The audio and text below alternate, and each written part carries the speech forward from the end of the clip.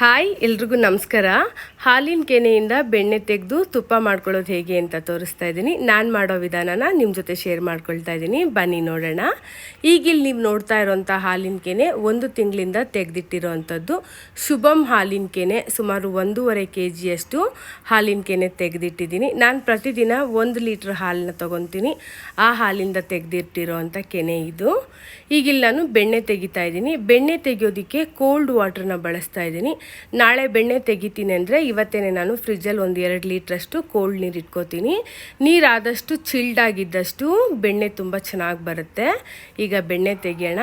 ಬೆಣ್ಣೆ ತುಂಬ ಗಟ್ಟಿಗೆ ಮಂದಕ್ಕೆ ಬರುತ್ತೆ, ಯಾಕೆಂದರೆ ಕೋಲ್ಡು ಜಾಸ್ತಿ ಇದ್ದಷ್ಟು ತುಂಬ ಈಸಿಯಾಗಿ ಬೆಣ್ಣೆ ಬಂದುಬಿಡುತ್ತೆ.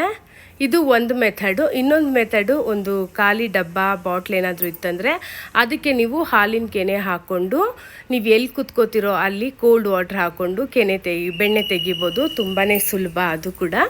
ಇದನ್ನು ನಾನು ತುಪ್ಪ ತೆಗೆದು ಬೆಣ್ಣೆ ಮಾಡೋದು ಇನ್ನೊಂದು ಬ್ಲಾಗ್ನ ಕೂಡ ನನ್ನ ಯೂಟ್ಯೂಬ್ನಲ್ಲಿ ಅಪ್ಲೋಡ್ ಮಾಡಿದ್ದೀನಿ. ನೀವು ಒಂದು ಸಾರಿ ಅದನ್ನು ಕೂಡ ನೋಡ್ಬೋದು.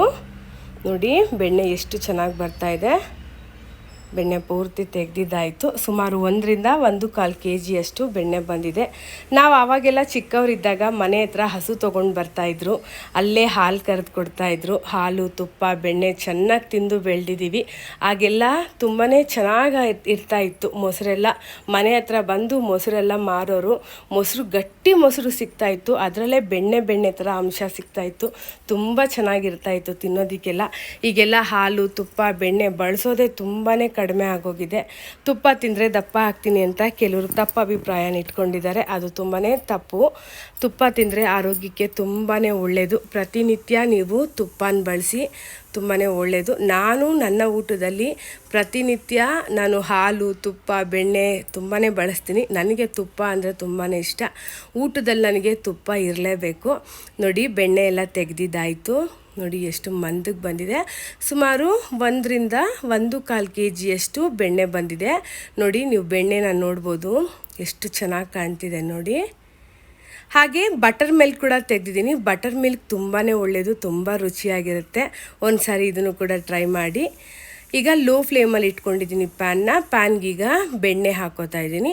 ಇದನ್ನೀಗ ಒಂದು 5 ನಿಮಿಷ ನಾನು ಹಾಗೆ ಬಿಡ್ತೀನಿ. ಬೆಣ್ಣೆ ಎಲ್ಲ ಕರ್ಗದ ಮೇಲೆ ಲೈಟಾಗಿ ಇದನ್ನು ತಿರ್ಗಿಸ್ಕೊತಾನೆ ಇರಬೇಕು. ಇಲ್ಲದೇ ಇದ್ದರೆ ತಳ ಹಿಡಿದು ಬಿಡುತ್ತೆ. ತಳ ಹಿಡಿಯೋದಕ್ಕೆ ಬಿಡಬಾರ್ದು. ಈಗ ನೋಡಿ ನಾನು ಲೈಟಾಗಿ ತಿರುಗಿಸ್ಕೊತಾ ಇದ್ದೀನಿ. ಬೆಣ್ಣೆ ಎಲ್ಲ ಕರಗಿದೆ. ತುಪ್ಪದ ಘಮ ಬರ್ತಾ ಇದೆ. ಆಲ್ಮೋಸ್ಟು ತುಂಬ ಚೆನ್ನಾಗಿ ಬರ್ತಿದೆ. ನೋಡಿ ತುಪ್ಪ ರೆಡಿ ಆಗ್ತಾಯಿದೆ. ಆಲ್ಮೋಸ್ಟ್ 90% ಆಗೋಯ್ತು ತುಪ್ಪ. ಈಗ ಇದಕ್ಕೆ ಒಂದು ವಿಳೆದೆಲೆ ಹಾಕ್ತಾಯಿದ್ದೀನಿ. ಅರ್ಧ ಟೀ ಸ್ಪೂನಷ್ಟು ಮೆಂತ್ಯ ಹಾಕ್ತಾಯಿದ್ದೀನಿ. ಒಳ್ಳೆ ಘಮ ಬರುತ್ತೆ. ತಿರುಗಿಸ್ಕೊತಾ ಇದ್ದೀನಿ. ತಳ ಹಿಡಿಯೋದಕ್ಕೆ ಬಿಡಬಾರ್ದು, ಇಲ್ಲದ್ರೆ ತಳ ಹಿಡಿದು ಬಿಡುತ್ತೆ. 1-2 ಏಲಕ್ಕಿ ಹಾಕ್ತೀನಿ. ಏಲಕ್ಕಿ ಘಮ ತುಂಬ ಚೆನ್ನಾಗಿರುತ್ತೆ. ತುಪ್ಪ ತುಂಬಾ ಚೆನ್ನಾಗಿ ಬರುತ್ತೆ. ಚಿಟಿಕೆ ಅಷ್ಟು ಪಚ್ಕರ್ಪೂರ ಹಾಕ್ತಾಯಿದ್ದೀನಿ. ಪಚ್ಕರ್ಪೂರ ಹಾಕೋದ್ರಿಂದ ತುಪ್ಪ ಮರಳಾಗಿರುತ್ತೆ. ತುಂಬಾ ಚೆನ್ನಾಗಾಗತ್ತೆ ತುಪ್ಪ. ದಿನ 1 ಟೀ ಸ್ಪೂನಷ್ಟು ತುಪ್ಪ ತಿಂದರೆ ಆರೋಗ್ಯಕ್ಕಂತೂ ತುಂಬಾ ಒಳ್ಳೆಯದು. ಖಂಡಿತ ತುಪ್ಪನ ದಿನನಿತ್ಯ ಸೇವನೆ ಮಾಡಿ. ಈಗ ತುಪ್ಪ ಎಲ್ಲ ಆಗಿದೆ. 1-2 ಅವರ್ ಬಿಟ್ಟಿದ್ದೀನಿ, ತಣ್ಣಗಾಗಿದೆ. ಈಗ ಒಂದು ಬಿಳಿ ಬಟ್ಟೆ ಮೇಲೆ ಸೋಸ್ಕೋತಾ ಇದ್ದೀನಿ. ತುಪ್ಪನ ಸೋಸ್ಕೊಂಡು ಒಂದು 4-5 ಗಂಟೆ ಬಿಟ್ಟರೆ ಮರಳಾಗಿರುವಂಥ ತುಪ್ಪ ರೆಡಿಯಾಗಿರುತ್ತೆ. ಈಗ ಸೋಸ್ಕೊತಾ ಇದ್ದೀನಿ. ಸುಮಾರು ಅರ್ಧದಿಂದ 3/4 ಲೀಟ್ರಷ್ಟು ತುಪ್ಪ ಬರುತ್ತೆ. ಸೊ ನಾವು ಮನೆಯಲ್ಲೇ ತೊಗೊಂಡು ಬರೋವಂಥ ಹಾಲಿಂದ ಆರಾಮಾಗಿ ತಿಂಗಳಿಗೆ ನಾವು ಒಂದು 800 ರೂಪಾಯಿ ಸೇವ್ ಮಾಡ್ಬೋದು. 1 kg ತುಪ್ಪ ತೊಗೋತೀನಿ ಅಂದರೆ 800 ರೂಪೀಸ್ ಆಗುತ್ತೆ. ನಾವು ದಿನನಿತ್ಯ ತೊಗೊಂಡು ಬರೋವಂಥ ಹಾಲಿಂದನೇ ಆ ಕೆಲಸ ಆಗೋಗ್ಬಿಡುತ್ತೆ. ತುಪ್ಪದ ಬೆಲೆ ಅಂತೂ ಈಗ ತುಂಬಾ ಜಾಸ್ತಿ ಆಗೋಗಿದೆ. ನಿಮಗಂತೂ ಗೊತ್ತೇ ಇದೆ. ನೋಡಿ 3/4 ಲೀಟ್ರಷ್ಟು ತುಪ್ಪ ಆಗಿದೆ. ತುಪ್ಪ ನೋಡಿ ಎಷ್ಟು ಶುದ್ಧವಾಗಿ ಒಳ್ಳೆ ಘಮ ಬರ್ತಾಯಿದೆ. ಈಗ ಇದನ್ನು ಒಂದು 4-5 ಗಂಟೆ ಬಿಡ್ತೀನಿ. ಈಗ ತುಪ್ಪ ಹೇಗಾಗಿದೆ ಅಂತ ನೋಡೋಣ.